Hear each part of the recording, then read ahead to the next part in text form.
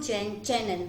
आज का मेरा टॉपिक है pandas data frame part second. इस वीडियो में मैं कवर करने जा रही हूँ डाटा फ्रेम्स को हम कंबाइन कैसे कैसे कर सकते हैं, ऑपरेटर्स कैसे वर्किंग करते हैं डाटा फ्रेम्स पे, और मिसिंग वैल्यू को हम कैसे हैंडल कर सकते हैं। और इस वीडियो के एंड में आपको बहुत से क्वेश्चंस भी मिलेंगे। चलिए मैं अपना वीडियो स्टार्ट करने जा रही हूँ।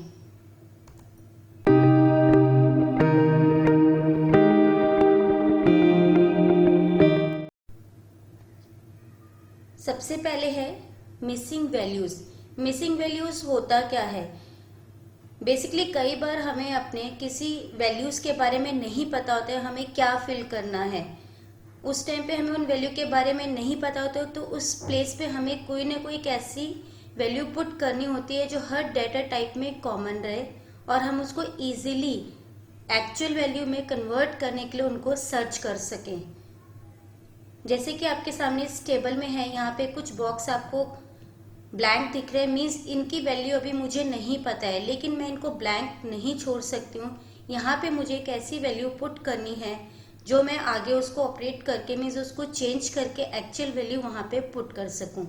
इस जगह पे हमें क्या पुट करनी होती है? Missing values. उन मिसिंग वैल्यूज के लिए पांडास दो ऑप्शन यूज करता है। फर्स्ट है हमारा नन। नन आप कीवर्ड को यहाँ पे देख रहे हैं, यहाँ मैंने एक डाटा फ्रेम में नन कीवर्ड लिया है, एन कैपिटल रहेगा। नन जब स्टोर होता है तो न्यूमेरिक कॉलम को वो फ्लोट में कन्वर्ट कर देता है और जो स्ट्रिंग है वो एज इट इज उस प्लेस पे वो स्ट्रिंग फॉर्म यानी ऑब्जेक्ट टाइप के फॉर्म में स्टोर हो जाता है। लेकिन जब फ्लोट टाइप में ये स्टोर होता है तो ये पूरी डाटा टाइप यानी उस कॉलम की पूरी डाटा टाइप को फ्लोट में कन्वर्ट करके वहाँ पे नैन वर्ड को स्टोर करता है। सेकेंड जो हमारी मिसिंग वैल्यू को हैंडल करता है वो np.nan। np एक आपका numpy लाइब्रेरी के लिए यूज किया गया है शॉर्ट नेम, यानी ये numpy लाइब्रेरी से हमें प्रोवाइड होता है। नैन का हमारा दोनों एन लेटर्स जो हैं वो कैपिटल रहते हैं। नैन मीन्स नॉट अ नंबर। जब आप नैन स्टोर कर रहे हैं, अगेन फ्लोट वैल्यू कोई भी न्यूमेरिक कॉलम है वो फ्लोट वैल्यू में कन्वर्ट हो जाएगा और स्ट्रिंग टाइप की कॉलम में वो एज ए ऑब्जेक्ट स्टोर होगा। आप यहाँ पे देख रहे हैं ऊपर वाले में मैंने नन स्टोर करा है न्यूमेरिक वैल्यूज के लिए, लेकिन वहाँ पे नैन आया है। सेम टू सेम आपने नीचे भी देखा है आपका नैन स्टोर हो रहा है। नेक्स्ट आता है हमारा कि हम इन मिसिंग वैल्यू को अगर सर्च करना चाहते हैं तो कैसे सर्च होगा। अब यहाँ पे मैंने एक डाटा फ्रेम बनाया हुआ है, यहाँ पे मैंने आपको नन स्टोर करे हुए हैं। आप यहाँ पे देख सकते हैं कि फर्स्ट कॉलम में नैन है, सेकंड में वो नन फॉर्म में ही स्टोर हो रहा है। अब मुझे ये सर्च करना है तो मेरी कौन सी कमांड रहेगी? df.isNull। isNull फंक्शन ऐसा है जो ट्रू फॉल्स में आपको रिटर्न करेगा और ईच इंडेक्स की वैल्यू को वो चेक करेगा। जब इसका रिजल्ट आएगा जहां पे नन या नैन स्टोर्ड होगा वहां पे ट्रू होगा, अदरवाइज वैल्यूज के लिए फॉल्स होगा। अगर आपने उन वैल्यूज को निकालना है जो नन के एक्सेप्ट अलावा हैं, तो आपने इसमें यहाँ पे क्या किया हुआ है? नॉट नल फंक्शन का यूज कर लेंगे। नॉट नल फंक्शन से क्या होगा? जो आपकी वैल्यूज हैं एक्चुअल वैल्यूज प्रिंट होंगी, लेकिन नैन वैल्यूज प्रिंट नहीं होंगी। नॉट नल फंक्शन हमारा सिर्फ सीरीज पे वर्क करता है, ये डाटा फ्रेम पे वर्क नहीं करता है। नेक्स्ट है अब हमारा कि अगर मुझे किसी भी रो की वैल्यूज को रिमूव करना है जिसमें नन है, तो इसके लिए हमारा फंक्शन क्या आता है? Drop an. ड्रॉप एन अगर आप यूज करते हैं तो वो पूरी की पूरी रो को रिमूव कर देता है, चाहे उसमें एक ही नैन क्यों ना हो। अब यहाँ पे आप देख रहे हैं मैंने कमांड दी है, जब आपने इसका रिजल्ट देखा तो इसमें थर्ड और जो फोर्थ रो है वो रिमूव हो गई है। अगर आप ड्रॉप एन के ब्रैकेट में एक्सिस 1 लिखेंगे तो ये कॉलम्स पे इफेक्ट करेगा, मीन्स ये कॉलम्स को रिमूव करेगा। जिस कॉलम में एक भी नैन होगा या नन होगा वो कॉलम रिमूव हो जाएगा। इस टाइम पे मेरे हर कॉलम में नन या फिर नैन है, तो इट मीन्स मेरे सारे कॉलम रिमूव होंगे और मेरा डाटा फ्रेम एम्प्टी हो जाएगा। थर्ड है ड्रॉप एन ए के अगर हम ब्रैकेट में हाउ इक्वल टू ऑल यानी ये आर्ग्यूमेंट यूज करते हैं तो ये सिर्फ वही वाली रो को रिमूव करेगा जिसमें आपकी सारी की सारी वैल्यूज नन या फिर नैन होंगी। अगर आपको यही इफेक्ट कॉलम पे करना है तो आपको एक्सिस की वैल्यू 1 लेनी पड़ेगी। अब आप यहाँ पे देख सकते हैं कि जो मेरी रो थी फोर्थ रो वो पूरी की पूरी नैन और नन से स्टोर्ड है, तो इट मीन्स वो फोर्थ रो यहाँ से रिमूव हो गई है। नेक्स्ट आता है हमारा, अगर मेरे को मिसिंग वैल्यू सर्च करके उसके अंदर कुछ और वैल्यू पुट करनी है तो हमारा फंक्शन आता है फिल एन ए। ये फंक्शन क्या करेगा कि आप कोई और वैल्यू नैन वैल्यू की जगह पे स्टोर करना चाहते हैं, जैसे कि मैंने यहाँ पे दिया हुआ है फिल एन ए के ब्रैकेट में ओके, मीन्स जहां जहां पे आपकी नैन या नन वैल्यू होगी वहां पे ओके स्टोर हो जाएगा वर्ड। सब जगह ओके वर्ड स्टोर नहीं करना चाहते हैं, हर कॉलम में डिफरेंट वैल्यू स्टोर करना चाहते हैं तो आपको फिल एन ए के ब्रैकेट में डिक्शनरी ब्रैकेट्स में फील्ड और वैल्यू प्रोवाइड करनी पड़ेगी हर कॉलम के लिए। जैसे कि मैंने इस कमांड में रिजॉर्ट मेरा कॉलम है उसके लिए मैंने ओके पुट किया है और डेज के लिए मैंने 0 पुट किया है, लेकिन कंट्री में भी मेरी एक नन वैल्यू है लेकिन मैंने उसके लिए पुट नहीं किया है। इट मीन्स डेज में वो 0 आ गया है फ्लोट में कन्वर्ट होके, रिजॉर्ट ओके है और मैंने कंट्री के लिए कुछ नहीं दिया तो यहाँ पे नन आ रहा है आपका।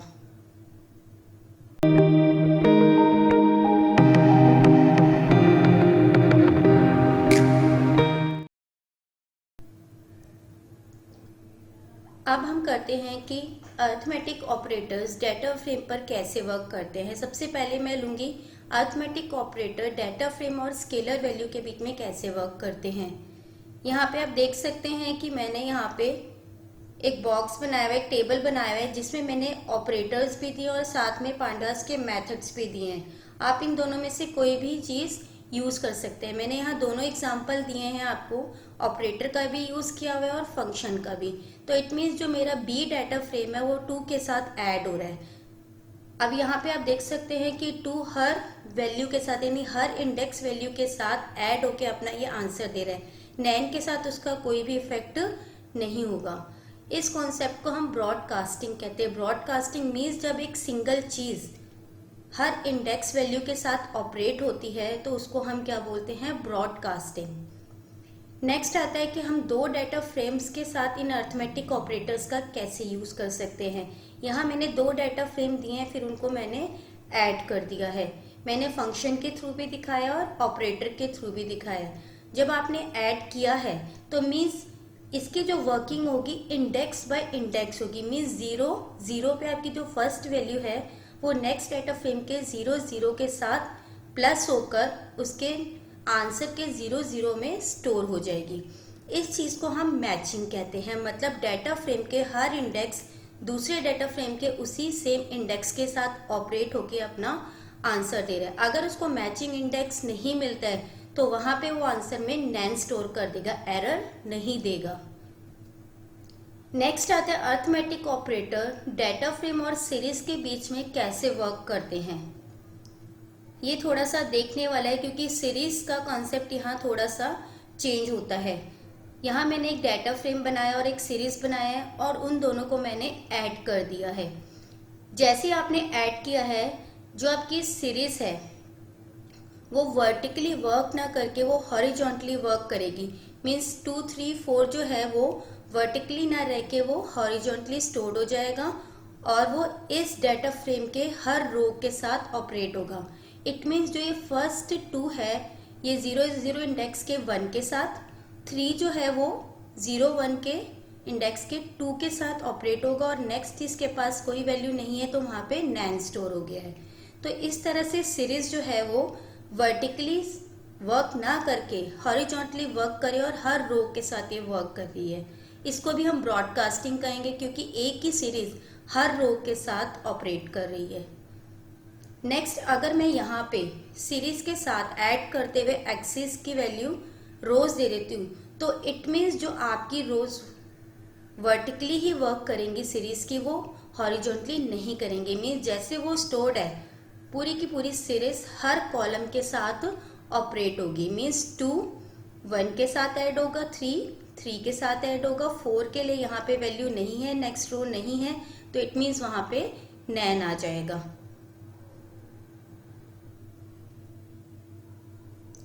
Relational operator between data frame and scalar value. अब रिलेशनल ऑपरेटर हमारा रिजल्ट ट्रू फॉल्स में प्रोवाइड करते हैं, यानी कि यहाँ पे अगेन हमारा डाटा फ्रेम सिंगल वैल्यू यानी स्केलर वैल्यू के साथ कंपेयर होगा और उसका रिजल्ट क्या आएगा, फॉल्स ट्रू में। जो वैल्यू 2 से ग्रेटर होगी उसका आंसर ट्रू होगा, अदरवाइज फॉल्स होगा। ये हर इंडेक्स के साथ ऑपरेट होगा। अगर रिलेशनल ऑपरेटर 2 डाटा फ्रेम्स में है तो सबसे पहले ये जानना जरूरी है कि डाटा फ्रेम इक्वल होने चाहिए, उनकी डायमेंशंस इक्वल होनी चाहिए, यानी रो कॉलम दोनों के इक्वल रहेंगे, अदरवाइज ये एरर देगा। अगर रिलेशनल ऑपरेटर डाटा फ्रेम और सीरीज के बीच में आता है तो अगेन सीरीज वैसे ही वर्क करेगी। अगर आप डायरेक्ट ऐसे देंगे तो मीन्स आपकी सीरीज हॉरिजॉन्टली आपकी ऑपरेट करेगी हर डाटा फ्रेम की वैल्यू के साथ। अगर आप एक्सिस रोज देंगे साथ में तो इट मीन्स वो वर्टिकली ऑपरेट करेगी हर कॉलम के साथ। मैं आपको पहले ही बता चुकी हूँ, रिलेशनल ऑपरेटर को जब आप दो डाटा फ्रेम्स के बीच में यूज कर रहे हैं उनकी डायमेंशंस इक्वल होनी जरूरी है।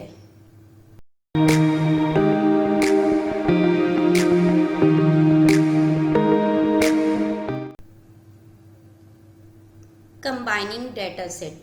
अब यहाँ पे हम क्या देखने जा रहे हैं कि हम डाटा फ्रेम्स को डाटा फ्रेम के साथ देन सीरीज के साथ कैसे हम कंबाइन कर सकते हैं। कंबाइन करने के लिए हमारे पास 3 ऑप्शंस हैं। आप यहाँ पे देख सकते हैं, एक ऑप्शन कॉन्केट है, एक ज्वाइन है एंड एक ये मर्ज है। 1 बाय 1 मैं इनको कवर करूंगी। फर्स्ट मैं बताने जा रही हूँ कॉन्केट।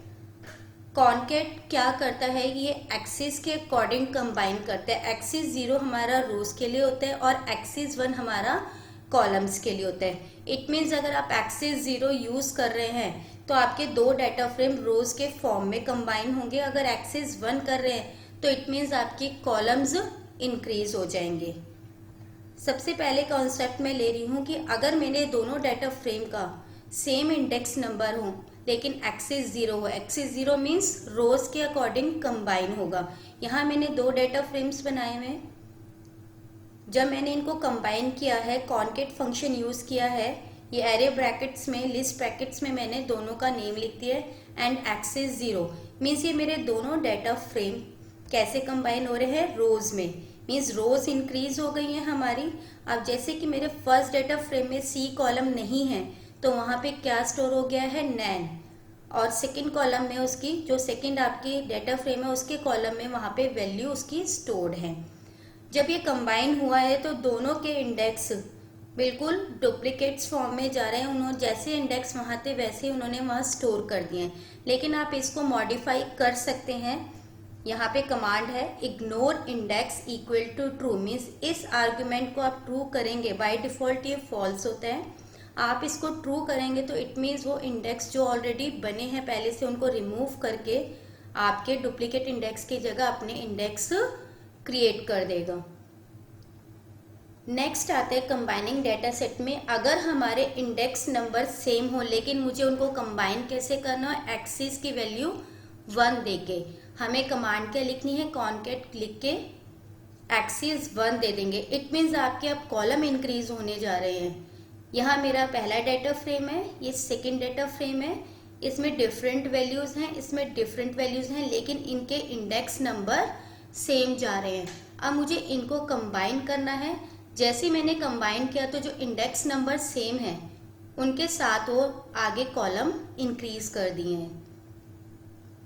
नेक्स्ट है अगर डिफरेंट इंडेक्स नंबर और एक्सिस 0 मीन्स इंडेक्स अलग अलग है। यहाँ पे आप देख सकते हैं 0 1 2 और दूसरे डाटा फ्रेम में 3 4 5 और एक्सिस 0 मीन्स मेरी रोज इंक्रीज होंगी, नहीं डाटा फ्रेम रो बाय रो कंबाइन होगा। आप यहाँ पे देख सकते हैं जब ये कंबाइन किया तो यहाँ पे क्या हो गया है, जो फर्स्ट के इंडेक्स थे और नेक्स्ट के इंडेक्स इस तरह से आपके सामने प्रिंट हो रखे हैं। नेक्स्ट हम कंबाइनिंग में देखेंगे कि अगर हमारे इंडेक्स नंबर डिफरेंट हो और एक्सिस 1 हो तो उसका क्या इफेक्ट पड़ता है। जैसे कि फर्स्ट डाटा फ्रेम में मेरे 0 1 2 इंडेक्स है और दूसरे में 3 4 5 है, लेकिन मैंने इसके लिए एक्सेस 1 लिया है। अब ये देखो कॉलम को कैसे कंबाइन कर रहा है। जो 0 1 2 है उसमें फर्स्ट डेटा फ्रेम के इंडेक्स मैच हो रहे हैं, लेकिन वहाँ पे T1 T2 और T3 की वैल्यू प्रोवाइड नहीं है। सेकेंड डेटा फ्रेम में वहाँ नैन स्टोर हो गया है। और नेक्स्ट डेटा फ्रेम के कॉलम्स के लिए उन्होंने 3 4 5 बनाया है, जहाँ पे क्लास और नेम की वैल्यू प्रोवाइड नहीं है।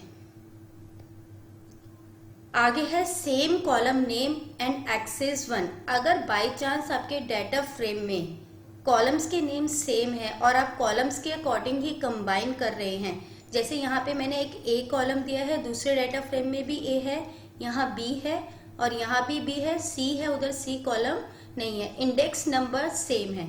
इट मीन्स मेरे कॉलम इंक्रीज होने वाले और 3 रोज बनेंगी इसमें।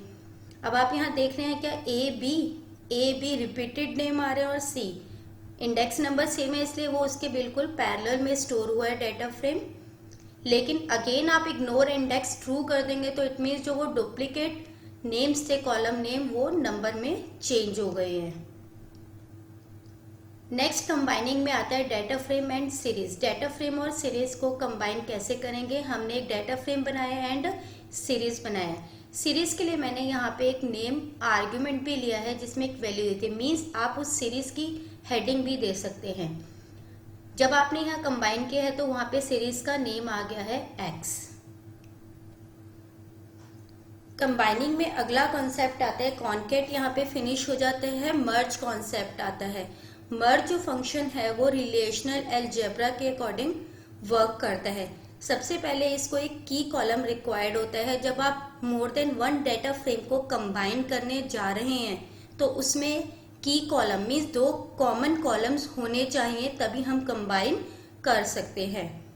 अब इसमें पहला रिलेशन हम देख रहे हैं 1 to 1 मीन्स दोनों डेटा फ्रेम में जो की कॉलम है उनकी वैल्यू यूनिक होनी चाहिए और वो सिर्फ मैच्ड वैल्यू का ही आंसर आपको प्रोड्यूस करेगा। अब यहाँ मैंने 2 डेटा फ्रेम बनाए हैं, आप यहाँ पे देख सकते हैं। कमांड के अंदर आप मर्ज कर रहे हैं pd.merge df1 df2 on emp। जो ये emp है ऑन जो आपका है आर्गुमेंट, इसके थ्रू आप की कॉलम का नाम दे रहे हैं emp। आप यहाँ पे देखिए emp दोनों डेटा फ्रेम में प्रेजेंट है। आपको मैं ये दिखा रही हूँ, देखिए यहाँ पे emp है और यहाँ पे भी emp है। इनका जो होगा कंबाइन, ये रो बाय रो वैल्यूज कंबाइन होंगी। 0 1 2 इंडेक्स है लेकिन इन कंबाइन emp के अकॉर्डिंग हो रहा है। इट मीन्स ऋतु मैच कर रहा है, करण मैच कर रहा है एंड शिप्रा मैच कर रहा है, लेकिन डी और रीना मैच नहीं कर रहे हैं, इसलिए वो आपका यहाँ पे प्रेजेंट नहीं है।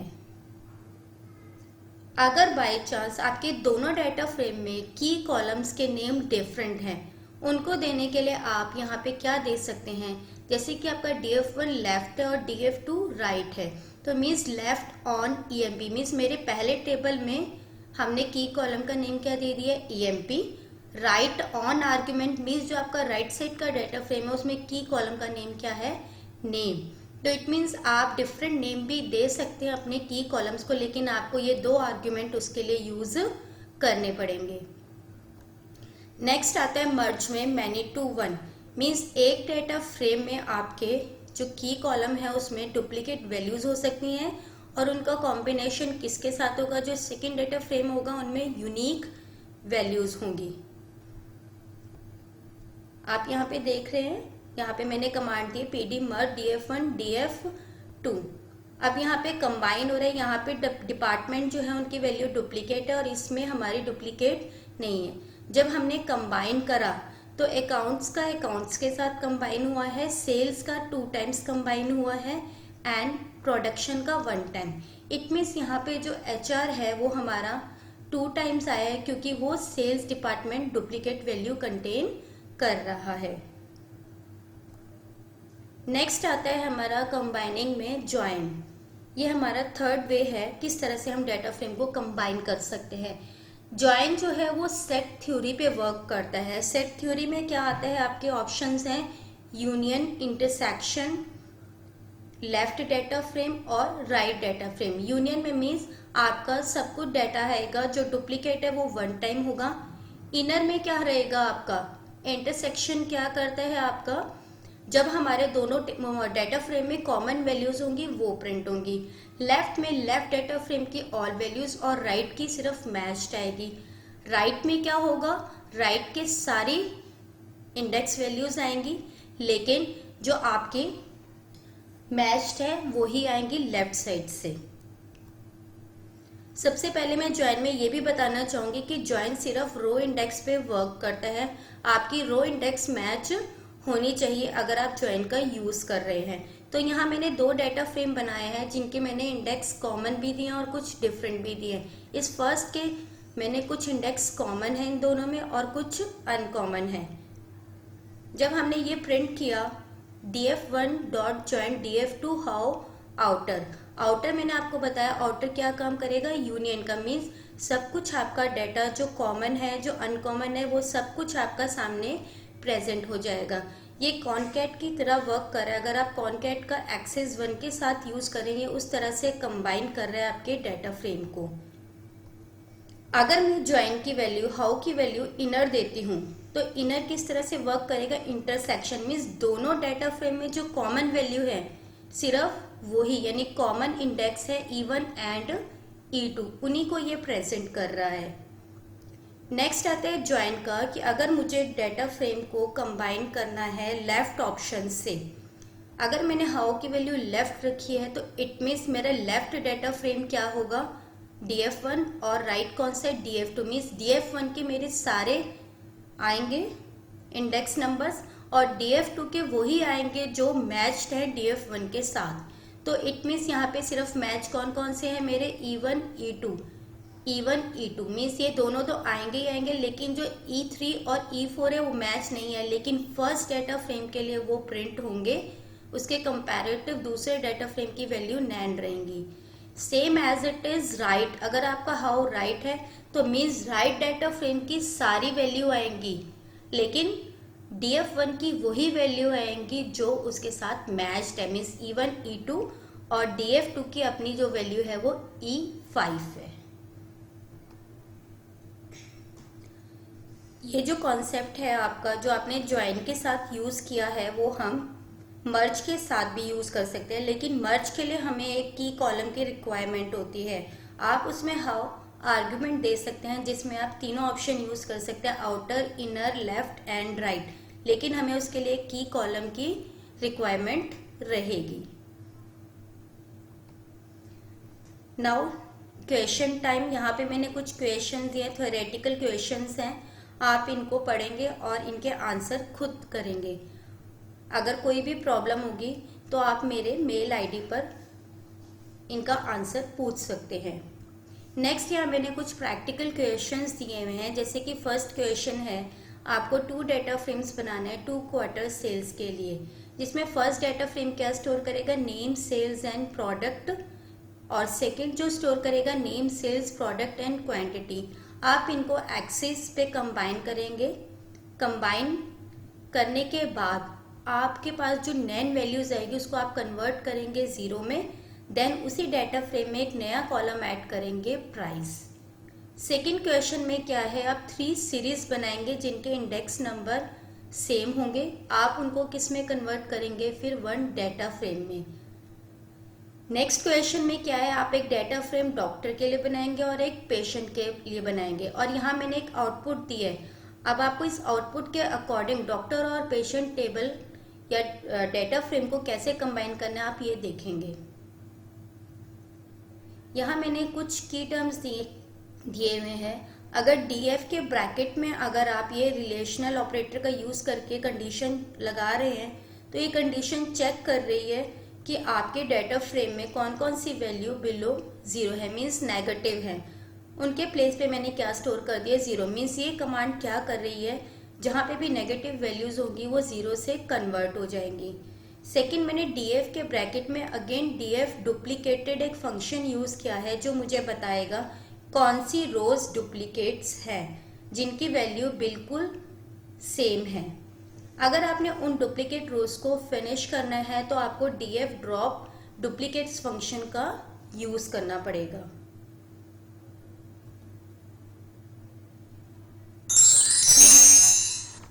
Thanks for watching. मेरे इस वीडियो को शेयर करें, लाइक करें। मेरी आने वाली वीडियोस को देखने के लिए मेरे चैनल को सब्सक्राइब करें। प्लीज़ बेल आइकन क्लिक करना ना भूलें। Keep watching my videos.